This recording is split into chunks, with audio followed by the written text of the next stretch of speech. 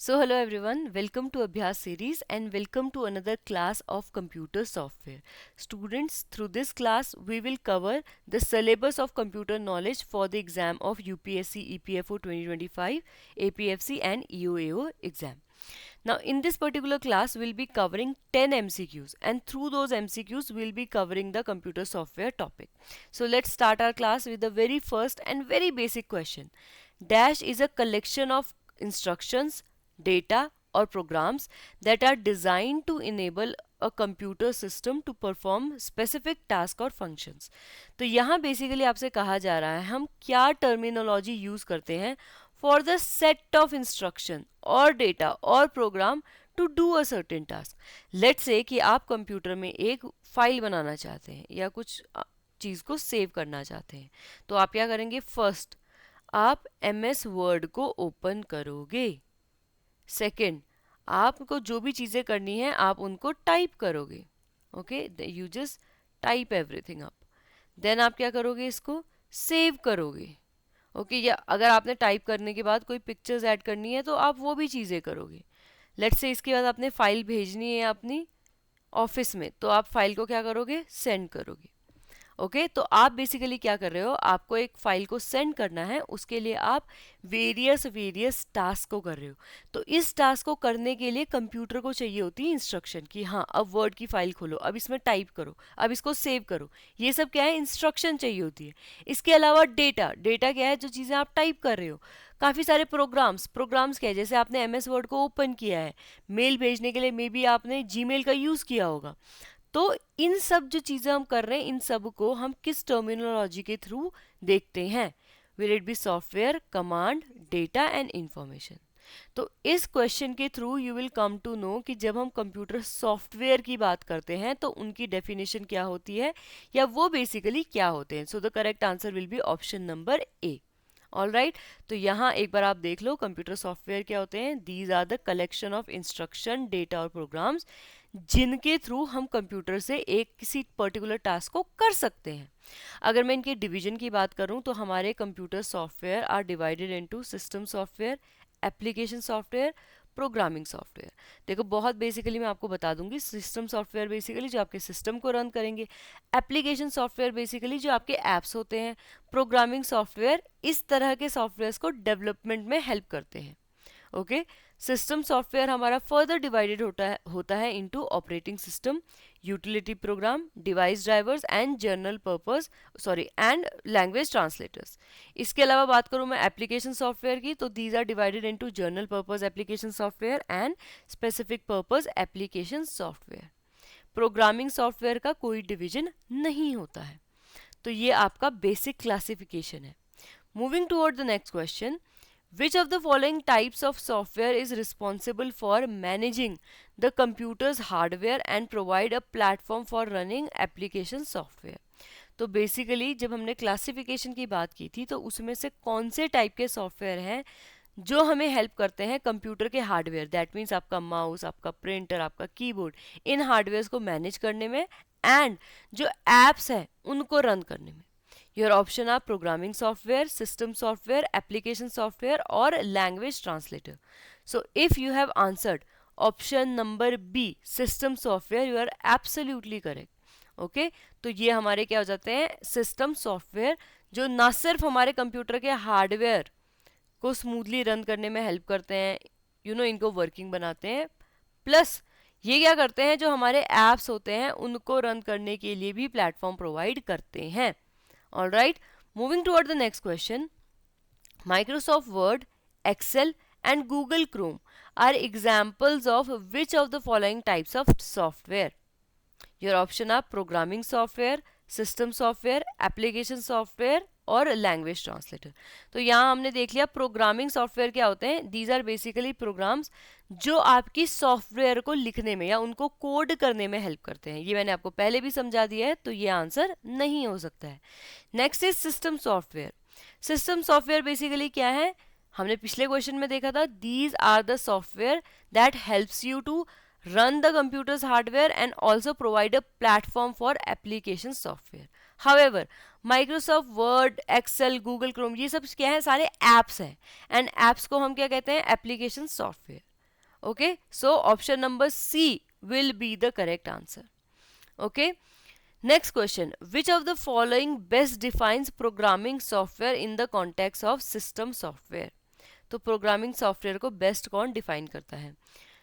सो R programming software, क्या programming software ऐसे software हैं that provide user friendly interface for performing specific tasks like word processing and spreadsheet, software that manages hardware resources and provide common service for computer program, software used to write, test, debug and maintain program or code written in programming languages, software designed to protect the computer system from malware and unauthorized access.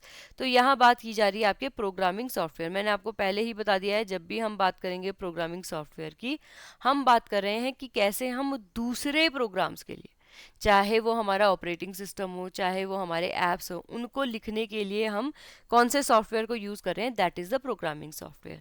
तो अब ये definition किससे match करती है? That matches with option number C, और वही correct answer होगा. अब डिटेल में डिस्कस कर लेते हैं हमारे टाइप्स ऑफ सॉफ्टवेयर. तो जब हम बात करते हैं सिस्टम सॉफ्टवेयर की, व्हाट आर सिस्टम सॉफ्टवेयर, तो ये बेसिकली हमारे कंप्यूटर के हार्डवेयर को मैनेज करेगा, प्लस इसमें क्या होगा, हमारे एप्लीकेशन सॉफ्टवेयर को रन करने के लिए एक प्लेटफॉर्म मिलेगा. इसके एग्जांपल है जैसे कि ऑपरेटिंग सिस्टम्स की जब हम बात करते हैं. Okay, then we have application software. Application software क्या है? These are apps. एप्स हम क्यों यूज करते हैं? पर्टिकुलर टाइप के टास्क को फुलफिल करने के लिए. अगर आपने स्लाइड्स बनानी है तो आप माइक्रोसॉफ्ट पावर पॉइंट का यूज़ करेंगे. अगर आपने बहुत सारे डेटा को टेबल में मैनेज करना है, उस डेटा को कैलकुलेट करना है, तो उसके लिए आप एमएस एक्सेल यूज़ करोगे. तो ये सब सारी चीज़ें क्या हैं? ये आपकी सबकी सब एप्स हैं या फिर एप्लीकेशन सॉफ्टवेयर है. उसके बाद वी हैव प्रोग्रामिंग सॉफ्टवेयर. ये ऐसे सॉफ्टवेयर हैं जो आपकी हेल्प करते हैं दूसरे टाइप के सॉफ्टवेयर को मेंटेन करने में, क्रिएट करने में, डीबग, अगर कोई प्रॉब्लम आ जाती है तो उसको बग कहते हैं, तो उस बग को सॉल्व करने में एंड उनको मेंटेन करने में. ठीक है, तो these are your programming software. अगर आपको ये क्लियर हो गया है तो आपको सॉफ्टवेयर का बेस क्लियर हो गया है. Moving on. Which of the following is are the functions of operating system. अब हम आ गए हैं ऑपरेटिंग सिस्टम पे. ऑपरेटिंग सिस्टम बेसिकली क्या थे? हमारे जो सिस्टम सॉफ्टवेयर थे उनके टाइप्स में से फर्स्ट टाइप था. Okay, your option are intermediary between user and computer hardware, recognize the input from keyboard and display, recognize for the responsible for the security. So आपसे पूछा गया है बेसिकली जो आपका ऑपरेटिंग सिस्टम, उसका फंक्शन क्या होगा. So the answer will be option D, all of the above. अगर मैं बात करूं सिस्टम सॉफ्टवेयर की, तो ये कौन कौन से टाइप के होते हैं? सिस्टम सॉफ्टवेयर, आप ऑपरेटिंग सिस्टम सॉरी होते हैं आपके, यूटिलिटी प्रोग्राम होते हैं, डिवाइस ड्राइवर होते हैं एंड लैंग्वेज ट्रांसलेटर होते हैं. इसमें से अगर मैं बात करूं ऑपरेटिंग सिस्टम की, तो ये हमारे बेसिकली क्या है? आपने सुना होगा हम विंडोज़ की बात करते हैं, आपने सुना होगा हम एंड्रॉयड की बात करते हैं, लिनक्स की बात करते हैं, अरे एप्पल का फ़ोन बहुत चल रहा है तो मैक की बात करते हैं. तो ये सब हमारे बेसिकली क्या है? ऑपरेटिंग सॉफ्टवेयर और द ऑपरेटिंग सिस्टम सॉफ्टवेयर. अब इनके काम क्या होते हैं आपके? सबसे पहले ये इंटरमीडिएट होते हैं या फिर क्या होते हैं? इंटरफेस होते हैं बिटवीन यूजर. जैसे आप जो कंप्यूटर यूज कर रहे हैं एंड आपका एक्चुअल में कंप्यूटर, इसके बीच में तालमेल बिठाने का काम is of operating system. Then जो भी आप कीबोर्ड में चीज़ें टाइप कर रहे हैं या माउस से जो भी आप कमांड दे रहे हैं, तो हमारे हार्डवेयर को मेंटेन करने का काम भी is done by the operating system. उसके बाद अगर कोई प्रोग्राम चल रहा है तो उसमें कहीं इंटरप्शन नहीं होना चाहिए. आपने 2+2 पूछा हुआ है कंप्यूटर से, जब तक कंप्यूटर 4 पे नहीं आता, ऐसा नहीं कि कुछ भी आपने म्यूजिक चलाने को बोल दिया तो ये कंप्यूटर ये वाला काम 2+2 वाला बंद हो गया. तो इसका ध्यान भी कौन रखता है? Operating system. इसके अलावा सिक्योरिटी. ठीक है, सिक्योरिटी में वायरस अटैक ना हो, वायरस कोई नया टाइप का वायरस आ रखा है उसके लिए स्कैन करना, ये सब काम भी किसका काम होता है? ऑपरेटिंग सिस्टम का. सो आई होप यहाँ पे आपको ये क्वेश्चन भी क्लियर हो गया एंड ऑपरेटिंग सिस्टम का कॉन्सेप्ट भी. Disk defragmentation is a utility program responsible for which of the following? To find and remove unused file, to make copies of all the data on a disk, to increase the amount of information stored on a hard disk, to detect and optimize fragmented files on hard disk. तो आपने बताना है disc defragmentation का काम क्या होता है. So if you have answered option number D, that is absolutely correct. अगर नहीं समझ में आ रहा है डिस्क डीफ्रेगमेंटेशन क्या है, यूटिलिटी प्रोग्राम क्या है, तो इसको डिस्कस करते हैं। देखो बेसिकली जब हम बात करते हैं सिस्टम सॉफ्टवेयर की, तो ऑपरेटिंग सिस्टम के बाद नेक्स्ट होते हैं हमारे यूटिलिटी प्रोग्राम। सबसे पहले यूटिलिटी प्रोग्राम होते क्या है? So these are basically the software that will help you to run your computer smoothly, या फिर ऑप्टिमम बना देते हैं कंप्यूटर को। तो ये अब यूटिलिटी प्रोग्राम भी डिफरेंट टाइप्स के होते हैं। तो इसमें आता है disk compression, disk defragmentation, backup utility, disk cleaner, antivirus and text editor. अब इसमें मैं बात करूं डिस्क कॉम्प्रेशन की, तो यहाँ बेसिकली क्या होता है, देखो जब हम कोई चीज़ कंप्रेस करते हैं तो हम उसकी स्पेस कम कर देते हैं या फिर उसका साइज छोटा कर देते हैं। तो डिस्क कंप्रेशन में क्या है, बेसिकली हम फ्री स्पेस को इंक्रीज करते हैं by compressing the existing information. तो जो डेटा पहले से है उसको कम करके हम स्पेस को बढ़ाते हैं, ठीक है। एंड यूजुअली जो हमारे ऑपरेटिंग सिस्टम होते हैं उनमें ये ऑटोमेटिकली होता है। एग्जाम्पल देख सकते हो डिस्क डबलर, सुपरस्टार प्रो और double disk gold. Okay, then we have disk defragmentation. Defragmentation सबसे पहले इसको समझने के लिए समझो फ्रेगमेंटेशन क्या होती है। जब ये आपकी फाइल है एंड इसके छोटे छोटे पीस हो जाए, ओके, ये फाइल टूट जाए, तो आप क्या कहोगे कि my file is fragmented. Okay, अब डिस्क डीफ्रेगमेंटेशन क्या करते हैं, तो बेसिकली जो आपकी डिस्क होती है, जो कंप्यूटर का हार्डवेयर होता है आपका या हार्ड डिस्क होती है, उसमें ये सबसे पहले ढूंढेगी कि कहाँ कहाँ डीफ्रेगमेंटेड फाइल है, यानी टूटी फूटी फाइल पड़ी हुई है। फिर उसको कोशिश करेगी कि वो रिवर्ट बैक हो जाए, एक ही फाइल बन जाए, ठीक है। अगर नहीं हो सकता तो फिर वो उसको रिमूव भी करेगी। ओके, इसकी वजह से क्या होता है, हमारी फाइल की स्पीड, क्योंकि देखो ये जो छोटी छोटी फाइल के टुकड़े होते हैं ना, ये क्या करते हैं, प्रोसेसिंग में ज़्यादा टाइम लेते हैं, तो ये उस प्रॉब्लम को सॉल्व करता है। एग्जाम्पल है my defrag, disk keeper, defragger. Okay, then we have backup utility. Backup utility में क्या होता है, जितनी भी आपके कंप्यूटर डिस्क में फाइल्स हैं उनका बैकअप या उनकी कॉपी क्रिएट की जाती है कि अनफोर्सीन की सीन कंडीशन में अगर जो आपके कंप्यूटर में फाइल है वो डिलीट हो जाए तो आप यहाँ से डाउनलोड कर लो, बैकअप से उसको वापस ले आओ। Then we have disk cleaner. नाम से पता चल रहा है ये क्या करेगा, जो हमारी अनयूज्ड फाइल हैं, जो वेस्ट फाइल है जिनको हम ओपन नहीं करते हैं, उनको रिमूव करेगा ताकि स्पेस बढ़ सके एंड कंप्यूटर की स्पीड इंप्रूव हो सके। Then antivirus. Antivirus utility program क्या करता है, ये हमारे कंप्यूटर सिस्टम्स को प्रोटेक्ट करता है against viruses and against any kind of malware. Okay, then we have text editor. Text editor basically क्या है, वो सारे ऐप्स हैं, वो सारे प्रोग्राम हैं जिनके थ्रू आप किसी फाइल में टेक्स्ट को घटा बढ़ा सकते हो, उसको सेव कर सकते हो, रिप्लेस कर सकते हो, फाइंड कर सकते हो। Okay, so these are all the types of utility programme.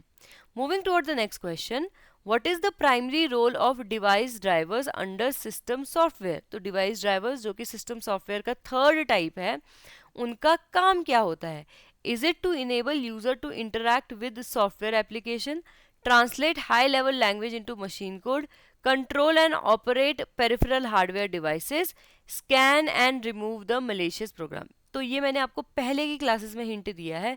जब भी हम डिवाइसेस की बात कर रहे हैं तो डिवाइसेस क्या हैं, आपके इनपुट आउटपुट डिवाइसेस, जिसको हम और क्या कहते हैं, जिसके लिए हम टर्म यूज करते हैं पेरिफेरल हार्डवेयर डिवाइसेस।